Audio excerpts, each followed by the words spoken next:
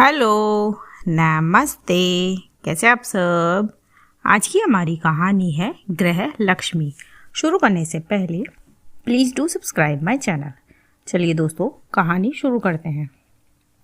अरे सुनीता, 200 रुपये देना तो गाड़ी में पेट्रोल डलवाना है, हितेश अपनी पत्नी से बोला। फिर सुनीता, जो कि बर्तन धो रही थी, वो बोली, जी देती हूँ। फिर सुनीता ने हितेश को पैसे दिए और वो काम पर निकल गया। फिर सुनीता भी अपने घर के कामों में लग गई। सुनीता की फैमिली में केवल वो और उसका पति ही है। उनकी शादी को अभी 1 साल ही हुआ है, पर इन दिनों उसकी सास सुमित्रा जी उनके पास आई हुई है। वैसे वो अपने बड़े बेटे के पास रहती है। खैर, फिर 2-3 दिन के बाद हितेश फिर सुनीता से बोला, अरे सुनीता सुनो, वो मुझे थोड़े पैसे पेटीएम करना, मेरे पास पैसे नहीं है। तब फिर सुनीता ने उसे पैसे दिए। ऐसे ही सुमित्रा जी जब से आई है तब से दिख रही है। हितेश को जब भी ज़रूरत होती वो पैसे सुनीता से ही मांगता था। फिर एक दिन मौका पाकर सुमित्रा जी हितेश से बोली, अरे हितेश, तुम एक बात बताओ बेटा, जब से मैं आई हूँ तब से देख रही हूँ तुम अपनी हर ज़रूरत के लिए सुनीता से पैसे मांगते हो, जबकि पैसे तो तुम कमाते हो। उल्टा तुमको पैसा तुम्हारे पास रखना चाहिए, बहू को तुमसे मांगना चाहिए। यहाँ तो उल्टी ही गंगा बह रही है। तब हितेश बोला, क्यों माँ, ऐसा कहाँ लिखा है कि मैं कमाता हूँ तो पैसे मुझे ही मेरे पास रखने चाहिए और सुनीता को मुझसे मांगने चाहिए।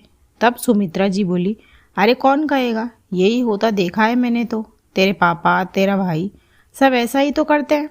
फिर हितेश बोला, तो मतलब पापा और भैया करते हैं तो वही सही हो, ये ज़रूरी तो नहीं है।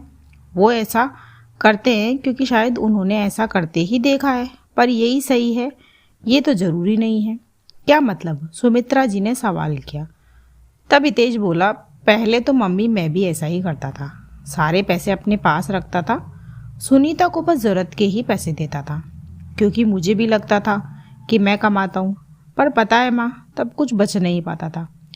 फिर एक दिन मैंने ये बात सुनीता से कही तो वो बोली कि अच्छा ऐसा करते हैं, अब की बार जब आपकी सैलरी आए तो आप मुझे पूरी सैलरी ला कर देना, मैं घर का खर्चा भी चला लूँगी और पैसे बचा कर भी दिखाऊंगी। पहले तो मुझे भी लगा कि जब मैं नहीं बचा पा रहा तो ये कैसे बचा लेगी, पर फिर भी मैंने इसे पैसे दे दिए और इसने जो कहा वही करके दिखाया। फिर तब से मैंने तो यही नियम बना लिया और सारे पैसे लाकर इसके हाथ में रख देता हूँ, फिर ये जाने और इसका घर। पर सच कहूँ माँ, मुझसे ज़्यादा अच्छी तरह से ये घर चला लेती है, मुझे भी मेरी ज़रूरत के पैसे देती है, कभी ये नहीं कहती कि पैसे ख़त्म हो गए, जबकि मेरे पास तो महीने का आखिर होते होते कुछ नहीं बचता था।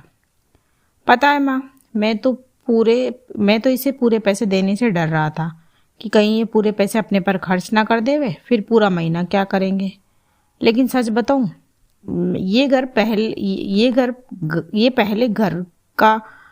ये पहले घर के और मेरे बारे में सोचती है और फिर खुद की ज़रूरतों के बारे में।